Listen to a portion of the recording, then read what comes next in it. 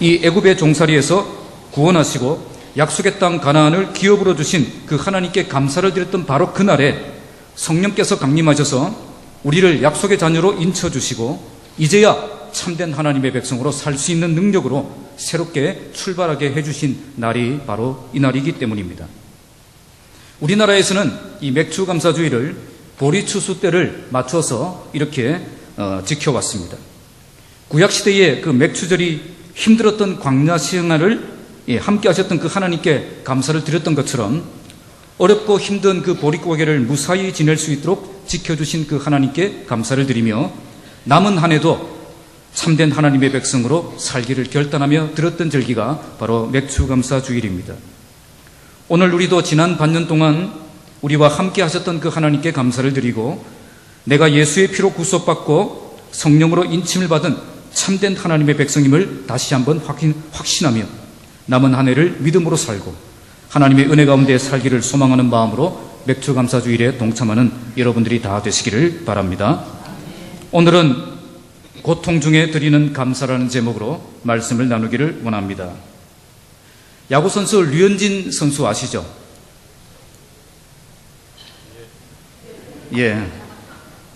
이 류현진 선수가 이런 말을 했습니다. 직구보다 이 변화구에서 왜 더 많은 홈런이 나오는 줄 아세요? 변화구가 치기는 어렵지만 이 치기만 한다면 이게 회전이 많이 담긴 이 변화구이기 때문에 더 힘을 받고 더 멀리 이렇게 날아간다는 것입니다. 어떻게 보면 빠른 직구를 치면은 홈런이 더 잘 나올 것 같은데 변화구를 칠 때 홈런이 더 잘 나온다는 거죠. 그러면서 류현진 선수가 이런 말을 했습니다. 지금 힘드시죠? 어려운 변화구입니다. 힘껏 쳐서 홈런을 만드시기 바랍니다. 이렇게 이야기를 했습니다. 제가 이야기했으면 아멘을 했을 텐데 류현진 선수가 했기 때문에 아멘을 하지 않는 것 같습니다. 자, 오늘 우리가 읽었던 이 시편 107편 이 말씀은 인간이 세상을 살면서 부딪히게 되는 온갖 고난에 대해서 생생하게 묘사를 해주고 있습니다. 4절에 보시면 광야 사막길에서 방황하기도 하고요. 또 11절을 보시면 하나님의 말씀을 거역하다가 징계를 받기도 하고 또 17절에 보시면 미련하게 이 죄악에 빠져 살다가 하나님께 맞기도 하고 그리고 25절에 보면 광풍을 만나서 정신없이 흔들리는 그런 삶을 살기도 합니다. 그러니까 이 시편 107편은 환난과 근심과 고통이 가득한 그런 시편입니다. 이처럼 환난과 근심과 고통이 가득한 시편인데 1절 말씀을 보시기 바랍니다. 1절에 뭐라고 시작하고 있습니까? 여호와께 감사하라. 왜 그들은 이런 상황 속에서도 여호와께 감사하라 그렇게 노래하고 있을까요? 그것은 그들에게 여호와께 감사하지 않을 수 없는 그런 분명한 이유가 그들에게 있었기 때문입니다. 어떤 이유죠? 인간은 끊임없이 하나님께 반역하고 범죄하지만 그럼에도 불구하고 우리 하나님은 그들을 계속해서 만나주시고 건져주시고 구원해주시고 인자하심을 베풀어 주셨기 때문입니다. 그것이 바로 시편 107편의 전체 주제입니다. 오늘 본문은 우리가 읽었던 이 본문은 우리가 고통 중에 있더라도 감사할 수 있는 그 이유를 말씀해 주고 있습니다. 그것은 우리가 고통을 통해 참된 기도를 배울 수 있고 참된 말씀을 들을 수 있고 참된 기적을 경험할 수 있기 때문입니다. 고통이 없다면 하나님께로 나아가지 않았을 텐데 고통 때문에 하나님께 나아가게 되고 하나님을 만나게 되고 하나님의 능력을 경험하게 되는 것입니다. 오늘 맥추감사주일 하나님께 드리면서 우리가 감사할 제목이 많기 때문에 하나님께 감사하는 것이 아니라 여러 가지 고통과 어려운 문제들이 여전히 우리 가운데 있음에도 불구하고 우리를 사랑하시고 우리를 만나주시고 우리를 일으켜주시는 그 하나님을 바라보며 진정한 감사와 찬송을 올려드리는 모든 성도들이 다 되시기를 주님의 이름으로 축복합니다. 먼저 첫 번째는 참된 기도를 배울 수 있기 때문입니다. 19절 말씀 함께 읽겠습니다. 이에 그들이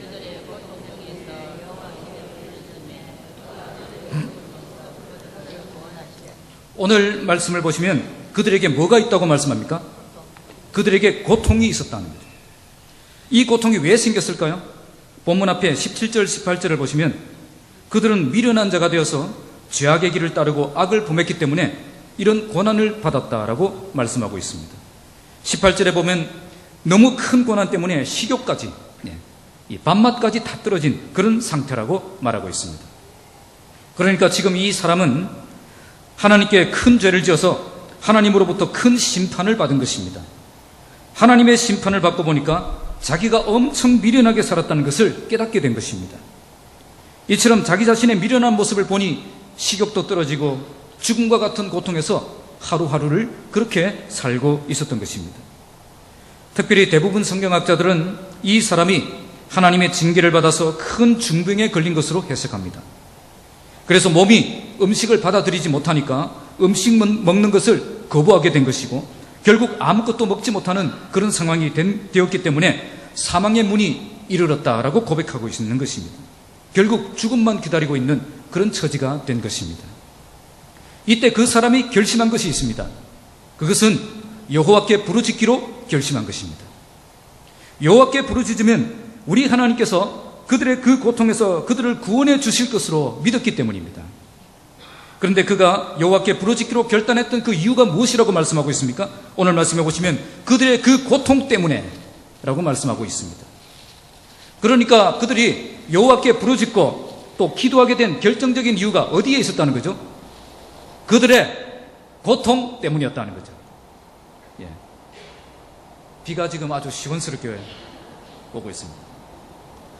만약 고통이 없었다면 그들은 기도하는 자리로 나가지 않았을 것입니다. 고통이 있었기 때문에 기도하는 자리로 나오게 되었고 기도를 통해 일하시는 그 하나님을 만날 수 있게 된 것입니다. 특별히 오늘 말씀을 보시면 그들이 어떤 기도를 했다고요? 부르짖는 기도를 했다는 것을 알 수가 있습니다. 그들은 그냥 잠잠히 침묵 기도를 드린 것이 아니라 정말 하나님 앞에서 절규하며 부르짖는 그런 통성 기도를 드렸다는 것입니다. 왜 그런 기도를 드렸겠습니까? 바로 그들이 당한 그 고통 때문이었습니다. 나에게 문제가 있고 고통이 있는 사람은 절대 가만히 그냥 있을 수가 없습니다. 그땐 새벽기도 나오지 말라고 해도 새벽기도 나오게 되어 있습니다. 나와서 기도를 해도 잠잠하게 기도하지 않습니다. 정말 하나님께서 나를 불쌍히 여겨달라고 통곡하며 부르짖는 그 기도를 드리지 않을 수가 없는 것입니다. 고통은 우리의 기도 패턴까지도 바꾸는 것입니다. 왜 문제와 고통이 생기면 우리의 기도가 이렇게 바뀝니까? 그것은 지금 이 문제가 해결되지 않으면 안 된다는 그 절박함이 우리 안에 있기 때문입니다. 주께서 지금 내 기도를 들으시고 응답해 주지 않으시면 죽음과 같은 이 고통 속에서 도무지 빠져나올 방법이 없기 때문입니다. 제가 새벽기도 시간에 한번 말씀드린 적이 있는데 제가 한박교회에서 부목사로 있을 때에 모셨던 분이 김덕봉 목사님입니다. 그 목사님은 독일에서 유학하신 분이라 유럽 개혁주의 신학 전통을 이렇게 지켜가시는 분이셨습니다. 그러다 보니까 순복음처럼 이렇게 통성기도하는 것을 굉장히 싫어하셨습니다. 그런데 고신 목사님들 중에도 이렇게 뜨겁게 기도하는 분들이 있지 않습니까? 부목사님 중에 어떤 분이 새벽기도 시간에 간절하게 기도를 하고 있었습니다. 그때 목사님이 강대상에서 기도하고 계셨는데 내려오셔가지고 저 뒤에 있는 그 목사님까지 가셔서 뒤통수를 한 대 탁 치면서 니만 기도하나 그렇게 가셨습니다. 이렇게 시끄럽게 기도하는 걸 싫어하셨습니다. 그런데 그분이 갑자기 대장암 말기를 진단을 받으신 것입니다. 이미 임파선에 전이가 되었고 폐나 간으로 전이될 가능성이 높았습니다. 6달 이렇게 진단을 받으셨는데 넉 달 만에 이 폐나 간으로 이렇게 전이가 되었습니다. 대장암은 수술로 제거가 되었는데 폐로 전이가 되자 이젠 더 이상 손을 쓸 수가 없는 그런 상황이 되었습니다. 그때 목사님이 저를 목양실로 부르시는 것입니다. 이런저런 이야기를 하시다가 저에게 아주 어렵게 이 말씀을 하셨습니다. 황 목사, 내가 이제야 소리를 내서 기도한다. 이게 무슨 말이죠? 내가 만난 이 고통 때문에 나의 기도 패턴이 바뀌게 되었다는 거죠. 이젠 정말 간절한 기도를 나도 하게 되었다는 것입니다. 이처럼 우리가 고통을 만나게 되면 우리가 참된 기도를 배우게 되는 것입니다. 정말 성경에서 말씀하시는 그 기도가 어떤 기도인지를 배우게 된다는 것입니다. 예수님은 어떻게 기도하셨을까요? 우리는 겟세마네 동산으로 올라가서 예수님이 기도하시는 모습을 볼 수가 있습니다. 성경을 보면 지금 예수님과 제자들은 멀리 떨어져서 돌 던질 만큼 이렇게 떨어져서 기도하고 있습니다. 지금 제자들의 상태는 잠이 너무 와서 정신이 혼미한 상태에 있습니다. 이런 상태에서는 웬만큼 크고 분명하게 이야기하자면 들을 수도 없고 기억도 나지 않습니다.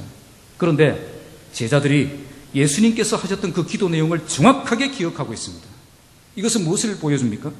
돌을 던질 만큼 멀리 떨어져서 기도하고 있었지만 거의 혼수 상태에 있었던 제자들이 똑똑하게 기억할 수 있도록 주님은 목소리를 높여 기도하고 있었다는 것입니다. 너무 힘쓰고 애써서 땀이 땅에 떨어지는 핏방울처럼 될 정도로 간절하게 기도하셨습니다. 사람이 이렇게 기도하면 진이 빠집니다. 성경은 우리 주님이 나중에 너무 힘이 빠지셔서 천사들이 하늘로부터 내려와서 예수님의 기도를 도왔다라고 말씀하고 있습니다. 그러니까 예수님의 기도는 절박한 기도였고 온 힘을 다하는 기도였고 부르짖는 기도였다는 것을 알 수 있습니다. 인간은 절박한 상황이 되면 간절한 기도를 하게 되어 있습니다. 누구라도 극심한 고통에 빠지게 되면 하나님을 바라보며 절박하게 기도하게 되어 있다는 것입니다. 그렇게 기도하면서 하나님을 다시 새롭게 만나는 것입니다. 이런 과정들을 통해서 다시 영적 각성이 일어나고 그 심령이 회복되는 것입니다. 그래서 고통은 우리에게 참된 기도를 배우게 하는 것입니다. 그래서 오늘 시편 107편 말씀은 이런 고통 중에도 여호와께 감사하라고 우리에게 도전하고 있는 것입니다. 믿음의 사람에게 있어서 그 고통은 절대 고통으로 끝나지 않기 때문입니다. 우리가 기도하는 자리로 나와 하나님을 새롭게 경험하도록 만드는 하나님의 초대장이 되기 때문입니다.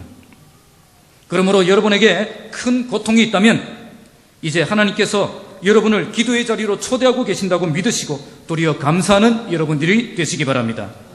우리가 하나님께로 나아가서 참되게 회개하고 주님의 도우심을 구하며 간절하게 기도하면 반드시 살아계신 하나님께서 우리를 그 고통에서 건져주실 것입니다. 혹시 오늘 본문의 이 사람처럼 미련하게 죄에 빠져 살다가 하나님께 매를 맞고 계시는 분이 계시더라도 다시 주님 앞으로 나아가 절박한 심령으로 회개하고 기도하면 우리를 새롭게 만져주시고 회복시켜 주시는 하나님의 손길을 경험할 수 있게 될 것입니다. 참된 기도를 통해 참된 회복을 경험하는 저와 여러분들이 되시기를 주님의 이름으로 축복합니다. 두 번째는 말씀을 들을 수 있기 때문입니다. 20절 함께 읽겠습니다. 시작. 그가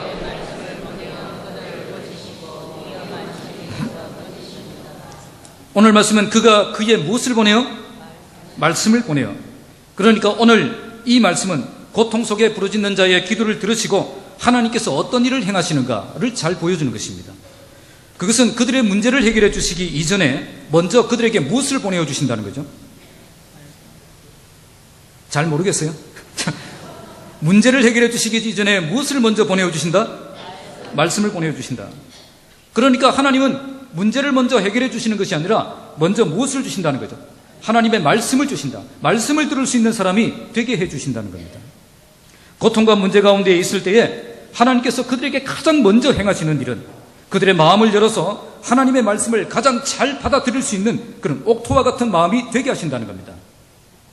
신방을 하다 보면 정말 힘든 그런 고통 가운데 계신 분들에게 말씀을 전해보면 그 말씀을 잘 받아들이는 것을 볼 수 있습니다. 평탄하고 순탄한 길을 걷고 계시는 그런 분들에게 신방을 해보면 별로 간절한 기도 제목도 없고 그리고 말씀을 전해도 그 말씀을 그렇게 이렇게 간절하게 받아들이지 않는 것을 볼 수가 있습니다.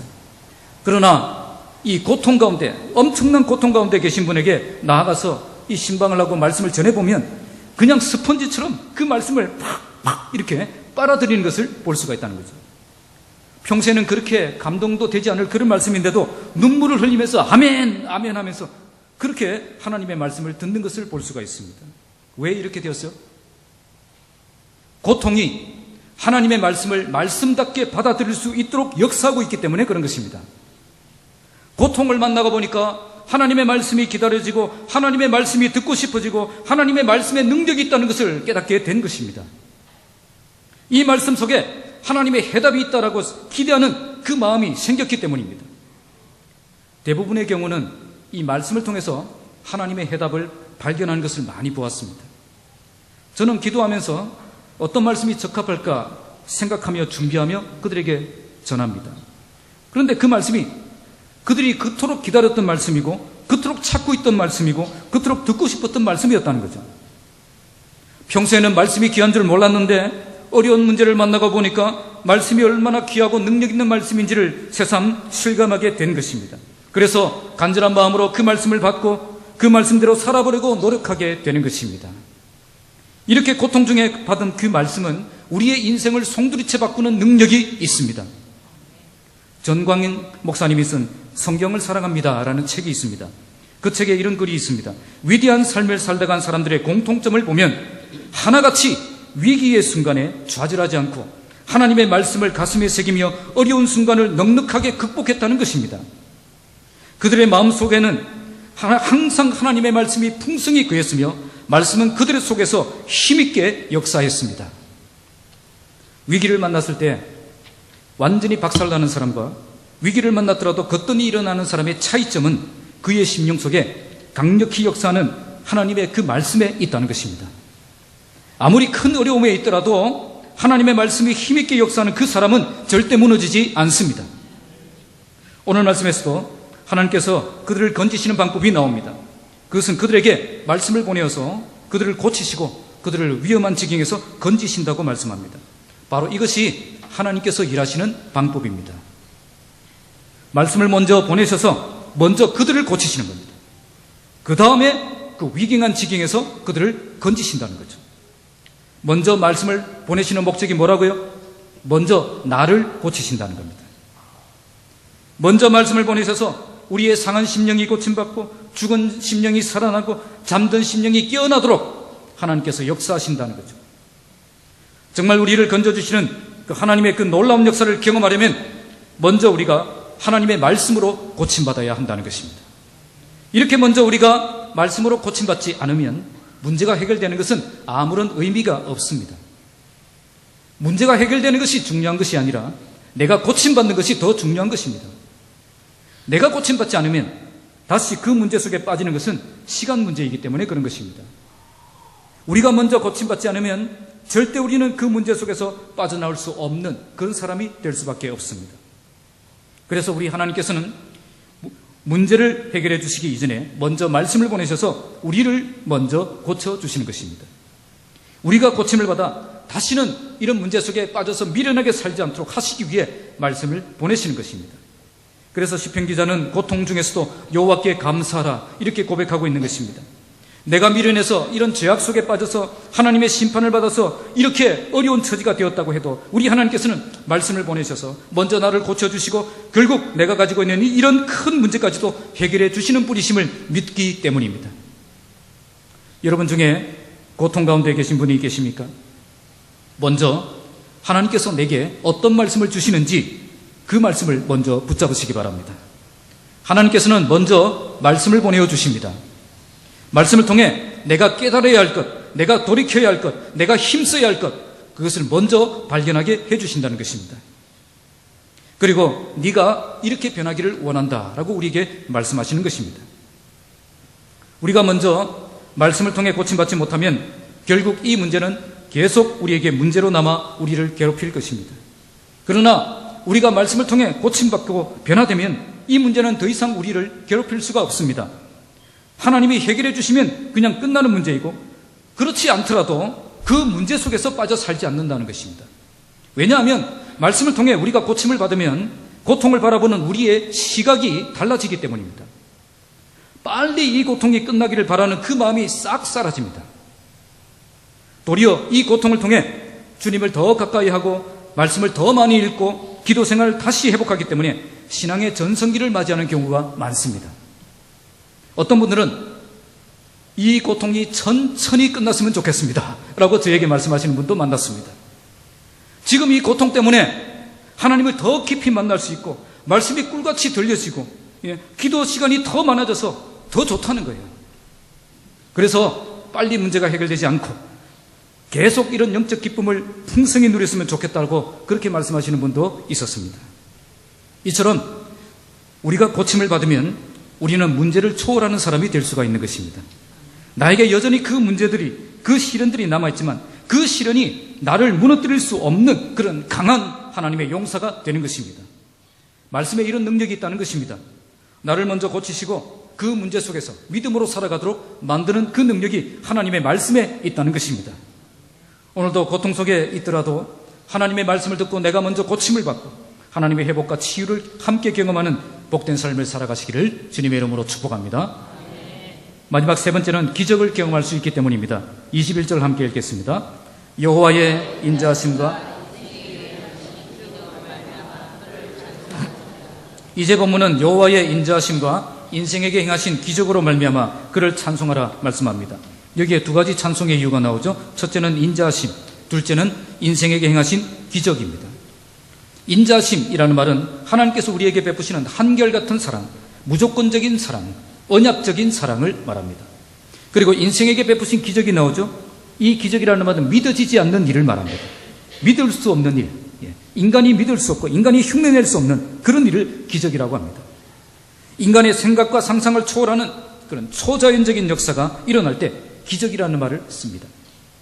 하나님이 일어나셔서 우리를 위해 일을 행하시면 인간이 절대 흉내낼 수 없는 그런 믿어지지 않는 그런 일들이 일어난다는 것입니다. 우리가 주로 언제 기적을 경험합니까? 아무 문제가 없는 형통한 삶을 살아갈 때는 이런 기적이 필요가 없습니다. 그러나 내가 해결할 수 없는 문제를 만났을 때 그때가 바로 하나님의 능력, 하나님의 기적이 필요한 때인 것입니다. 고통스러운 현실은 곧 기적의 하나님을 만날 수 있는 그런 기회가 되는 것입니다. 저의 페이스북 친구 중에 이상은 목사님이 계십니다. 이분의 할아버지께서는 6.25 전쟁 때 겪었었던 그 간증이 있습니다. 이 목사님의 할아버지는 예수쟁이라는 이유로 공산당에게 잡혀서 끌려갔습니다. 그리고 이 따발총 아시죠? 따발총으로 이렇게 처형을 당하기 위해서 이렇게 나무에 묶였습니다. 이제 총만 쏘면 할아버지는 이제 주님의 품에 안기는 것입니다. 그런데 갑자기 마른 하늘에 조금 전에 비가 온 것처럼 날벼락이 치며 그렇게 비가 쏟아지기 시작하는 거죠. 마른 하늘이었습니다. 쨍쨍한 마른 하늘이었어요. 그런데 갑자기 천둥이 치며 비가 쏟아지기 시작하는 겁니다. 그런데 온 땅에 내리는 그 비가 할아버지가 묶여있는 그 나무에는 오지 않는 겁니다. 거기에만 햇빛이 쨍쨍 비치고 있는 거죠. 이 광경을, 이런 현상을 뭐라고 하죠? 기적이라고 합니다. 인민군이 그 광경을 보고 이렇게 말했다고 합니다. 하나님이 살아계시는구나. 인민군이 말했다는 거죠. 그런 광경을 보았는데 할아버지를 처형할 수 있습니까? 방해세를 당길 강심장이 있겠어요? 아무도 두려워서 못하는 겁니다. 그래서 할아버지를 다시 풀어줬다고 합니다. 그런데 할아버지를 풀어주니까 조금 전까지 그렇게 억수같이 내리던 비가 딱 그치는 거예요. 그때부터 감히 이 할아버지를 건드리는 사람이 한 사람도 없었다는 거죠. 바로 이것이 하나님의 능력입니다. 결국 이 할아버지가 그때 살아남으시는 바람에 그 자손들 중에 목사가 5명이 나왔습니다. 만약 그때 할아버지께서 순교를 당하셨으면 할아버지는 좋죠. 천국에 바로 들어가셔서 영생복남 누리시니까 얼마나 좋습니까? 그런데 할아버지께서 그때 돌아가셨다면 이처럼 믿음의 후손들이 세워져서 하나님의 나라를 위해서 열심히 섬기는 그런 놀라운 역사는 일어날 수가 없는 것입니다. 이 목사님의 할아버지께서 언제 이런 기적을 경험했죠? 고통스러운 문제 속에서 경험했다는 것입니다. 내게 해결할 수 없는 문제를 만났을 때 하나님의 기적이 일어났다는 것입니다.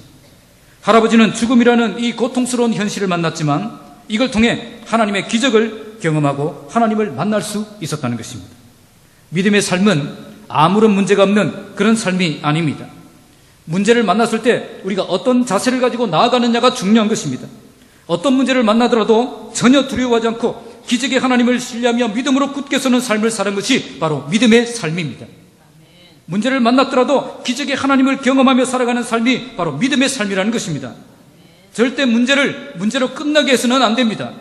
이 문제를 통해서 기적의 하나님을 경험할 수 있는 통로로 사용할 수 있어야 됩니다. 왜 우리가 이런 삶을 살아야 되겠습니까? 문제 속에서 무너지는 삶을 살면 보통 세상 사람들과 다를 바가 없기 때문입니다. 그러나 문제 속에서도 거뜬히 일어나는 삶을 살면 세상이 놀라는 그런 믿음의 사람이 될 수 있기 때문입니다. 22절 함께 읽겠습니다. 감사제를 드리며 21절 마지막에 보시면 인생에게 행하신 기적으로 말미암아 그를 찬송하라고 했죠. 이것은 개인이 하나님 앞에 나아가서 찬송하는 것을 말합니다. 우리가 고난 중에 하나님의 기적을 경험하는 축복을 경험했다면 할렐루야 찬송이 저절로라네 이런 노래처럼 당연히 하나님 앞에 나아가서 하나님 앞에 찬송하며 예배해야 된다는 것입니다. 그런데 22절에 보면 감사제를 드린다 그렇게 말씀하고 있습니다. 이 감사제를 드린다는 이 말씀은 공동체 예배를 말합니다. 이 감사제는 양과 염소를 잡은 뒤에 이 기름 덩어리만 이렇게 번제단 위에서 태우고 나머지 모든 고기는 예배에 참석한 모든 대중이 함께 나눠서 먹는 그런 제사입니다. 그래서 이 감사제는 혼자 예배하는 것이 아니라 함께 나와서 공동체와 함께 감사하며 예배하라는 것입니다. 그리고 그가 행하신 일을 선포할지니라 그렇게 말씀하고 있죠.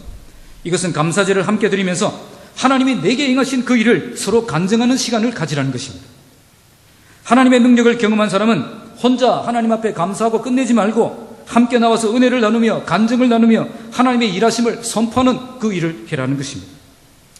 우리가 정말 하나님의 능력을 경험하고 하나님의 살아계심을 경험할 때 우리의 입술에는 찬송이 넘치게 되고 우리의 예배가 회복되고 또 간증이 넘쳐나는 삶을 살게 된다는 것을 보여주는 것입니다.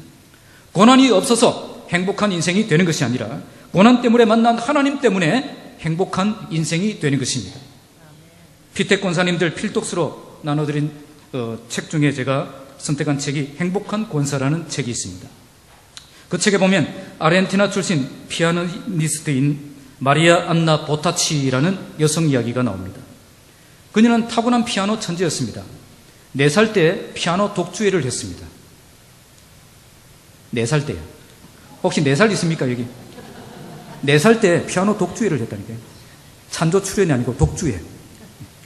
그리고 18세 때 전 세계를 다니면서 연주회를 가졌습니다. 그리고 23세, 혹시 23세 있어요? 23세에 일본의 구나다치 음악대학의 교수가 되었습니다. 별로 놀라지 않습니다. 이 정도는 뭐 다 그렇게. 그런데 그녀가 일본에서 이렇게 활동하고 있는 동안에 교통사고를 당합니다. 교통사고를 당해서 뇌를 크게 다칩니다. 뇌를 크게 다쳐서 이 뇌에 피 연결기체가 15개나 생겼어요. 그것을 제거하는 대수술을 받습니다. 수술이 끝난 뒤에 의사는 이렇게 말합니다. 앞으로 피아노는 절대 생각도 하지 마세요. 피아노는 고사하고 움직이는 것도 힘든 거죠. 신체가 균형 감각을 완전히 잃어버렸고 피아노를 연주하는 것은 이제 불가능하게 되었습니다. 이런 일이 일어나니까 사랑했던 남편도 떠나버립니다. 이런 남편 조심하시기 바랍니다. 지금까지 피아노만 붙잡고 살아온 인생인데 이제부터는 절대 피아노를 쳐서는 안 된다는 거예요. 끝까지 사랑하며 함께 의지하며 달려가야 될 남편인데 나를 버리고 떠나버렸습니다. 이런 절망적인 상황에서 그녀의 어머니는 그녀에게 이렇게 말했다고 합니다. 얘야, 우리가 살아온 것도 하나님의 선물이었고 지금 우리가 살고 있는 것도 하나님의 선물이고 앞으로 우리가 살아갈 것도 하나님의 선물이야. 하나님이 주신 선물 중에 절대 나쁜 것은 없어. 우리는 천재적인 피아노 실력이 하나님의 선물인 줄로 생각합니다. 능력 때문에 화려한 경력을 가지고 놀라운 자리에 서는 것이 하나님의 선물이라고 생각합니다. 그런데 그 누구도 교통사고 때문에 하루아침에 모든 것을 잃어버리는 것을 하나님의 선물이라고 생각지 않습니다. 이것은 저주일 뿐 축복이 아니라고 생각합니다. 그러나 그녀의 어머니는 이 모든 것이 하나님의 선물이다라고 선포합니다.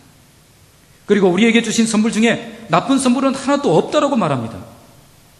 그때 마리아 보타치는 그때부터 기도를 시작합니다. 도무지 내 능력으로는 일어설 수 없으니 전능하신 하나님을 바라보며 기도하기 시작한 것입니다. 그때에 기적이 일어납니다. 6년 만에 몸의 모든 기능이 정상을 회복하게 된 것입니다. 6년 동안의 긴 자신과의 싸움 그리고 믿음의 기다림 그것을 통해서 하나님의 기적을 경험하게 된 것입니다. 결국 그녀는 미국 뉴욕의 카네기 홀에서 한번 가보셨습니까? 우리는 가보지도 못한 카네기 홀에서 피아노 연주를 하게 되고 많은 사람들 앞에서 하나님의 살아계심을 증거할 수 있게 되었습니다. 이렇게 놀랍게 회복될 수 있었던 이유가 어디에 있었습니까? 힘들고 어려운 문제를 만났지만 기적을 행하시는 그 하나님을 찾고 만나고 경험했기 때문입니다. 내가 만난 문제 속에서 무너지는 인생이 될 수 없다라고 결단하고 전능하신 하나님 앞에 나가서 기도하여 하나님이 응답하시고 하나님이 일하시는 것을 경험했기 때문입니다. 내가 해결할 수 없는 문제를 만났다면 바로 그때가 기적이 필요한 때입니다. 고통스러운 현실은 곧 기적의 하나님을 만날 수 있는 기회가 되는 것입니다. 그래서 우리가 어떤 문제를 만났다면 절대 그 문제가 문제로 끝나게 해서는 안 됩니다. 그 문제를 통해 기적을 행하시는 하나님을 만나는 기회로 만들어야 되는 것입니다. 우리가 세상 사람들과 다른 점이 있다면 뭐가 다르겠습니까? 아무 문제를 만나지 않고 평탄한 길을 걷는다면 그것이 다른 점입니까? 아닙니다. 하나님을 믿는 백성들도 때로는 어려움을 당하고 큰 고통 속에, 좌절 속에 빠질 수가 있습니다. 그러면 그들도 어려움을 당하고 우리도 어려움을 당하는데 세상 사람들과 다른 점이 뭐가 있다는 것입니까? 바로 우리는 이런 문제 속에서 전능하신 하나님을 만나고 걷더니 일어서는 삶을 살 수 있다는 것입니다. 문제 속에서 무너지는 삶을 살면 세상 사람들과 다를 바가 전혀 없습니다. 그러나 이런 문제 속에서도 우리는 기적을 행하시는 그 하나님을 만나고 문제를 뛰어넘고 문제를 돌파하는 그런 삶을 살 수가 있는 것입니다. 절대 문제로 끝나게 하지 마시기 바랍니다. 절대 문제 속에 갇혀 무너지는 인생 되지 마시기 바랍니다. 우리에겐 기적을 행하시는 하나님이 계십니다. 우리가 그 하나님 앞에 나아가 전심으로 하나님을 찾고 기도하면 하나님이 우리에게 응답하시고 우리에게 놀랍게 행하시는 그 하나님을 우리가 만나고 경험할 수 있다는 것입니다. 그때 우리의 눈물이 변하여 기쁨이 될 것입니다. 우리의 탄식이 변하여 찬송이 될 것입니다. 많은 사람들 앞에서 우리는 하나님이 살아계심을 분명하게 보여주며 하나님이 나에게 행하신 그 일을 선포하며 살아갈 수 있게 될 것입니다. 바로 이것이 간증이 넘치는 삶입니다. 우리 교회에 이런 간증이 넘쳐나기를 바랍니다. 믿음의 삶은 아무 문제도 없는 그런 삶이 아닙니다. 믿음의 삶은 문제 속에서 하나님을 경험하며 사는 삶입니다. 내게 해결할 수 없는 수준의 문제를 만났을 때 바로 그때가 기적의 하나님을 만날 수 있는 좋은 기회가 되는 것입니다. 이런 기회를 절대 놓치지 마시고 하나님을 찾고 하나님을 만나서 기적의 하나님을 경험하고 많은 사람들에게 하나님 살아계심을 전파하는 삶을 살아가시는 저와 여러분들이 되시기를 주님의 이름으로 축복합니다. 말씀을 맺겠습니다. 저는 맥주감사주의를 맞이하면서 지난주에 한번 본당에 이렇게 올라오면서 새가족들을 이렇게 보았습니다. 지난 6개월 동안 새가족분이 33분이 오셨습니다. 33분이 오셨는데 지난주에 오셨던 두 분은 어떻게 될지 잘 몰라서 그분들은 이제 계산에 안 넣고 지금 이렇게 적응해서 잘 나오고 계시는 분이 몇 명인가 이렇게 시작해보니까 26명이었습니다. 여러분 6달, 1년이 몇 주죠? 52주죠. 그 반을 딱 쪼개면 몇 주죠? 계산이 안 됩니까? 예, 초등학교 야간을 나오셔가지고 26주죠. 예, 한 주에 한 분씩 오셨고 정착했습니다. 정착률을 계산해 보니까 78%더라고요. 그런데 지난주 오셨던 두 분이 오늘 다 오셨어요. 예, 그분들을 이제 포함시키면 80%가 넘어갈 것 같습니다. 정착률 80%예요. 우리가 감사할 제목이 많죠. 그러나 우리가 살아가는 세상에는 많은 문제와 근심과 고통이 여전히 있습니다. 그러나 하나님을 믿는 믿음의 사람들은 이런 세상을 살면서도 늘 하나님께 감사하며 행복하게 살아갈 수가 있습니다. 왜 그럴까요? 그것은 이 문제와 고통을 통해 참된 기도를 배울 수 있고 참된 말씀을 들을 수 있고 참된 기적을 경험할 수 있기 때문입니다. 믿음의 사람들에게 있어서 고통은 절박한 심정으로 하나님 앞에 나아가서 기도하며 하나님을 새롭게 만날 수 있도록 하나님이 부르시는 그 초대장이 되기 때문입니다. 고통은 완악한 우리의 마음을 열어서 하나님의 말씀을 듣게 만들고 말씀을 통해 내가 고침받고 변화되어서 그 문제 속에서 믿음으로 살아가게 만드는 것을 경험할 수 있기 때문입니다. 믿음의 사람들에게 있어서 고통스러운 현실은 곧 기적의 하나님을 만날 수 있는 기회가 되기 때문입니다. 그래서 고통 속에서 무너지는 삶을 사는 것이 아니라 이런 고통 속에서도 기적의 하나님을 만나고 문제를 뛰어넘고 문제를 돌파하는 삶을 살아갈 수 있기 때문입니다. 여러분, 절대 고통으로 끝나게 하지 마시기 바랍니다. 이런 고통을 통해 능력을 행하시는 그 하나님을 만나는 현장으로 들어가시는 여러분들이 되시기 바랍니다. 고통을 통해 참된 기도와 참된 말씀과 참된 기적을 경험하면 우리는 이런 고통과 문제 속에 살더라도 감사와 찬송이 넘치는 그런 인생을 살아갈 수가 있습니다. 2017년 절반이 지나가고 있습니다. 지난 반년 동안 우리의 삶을 인도하신 그 하나님께 감사드리며 남은 한 해도 어떤 환경을 만나도 절대 무너지지 않고 참된 기도와 참된 말씀과 참된 기적을 경험하며 매일의 삶이 감사와 찬송과 간증이 넘치는 복된 삶을 살아가시는 저와 여러분들이 되시기를 주님의 이름으로 축복합니다. 기도하겠습니다.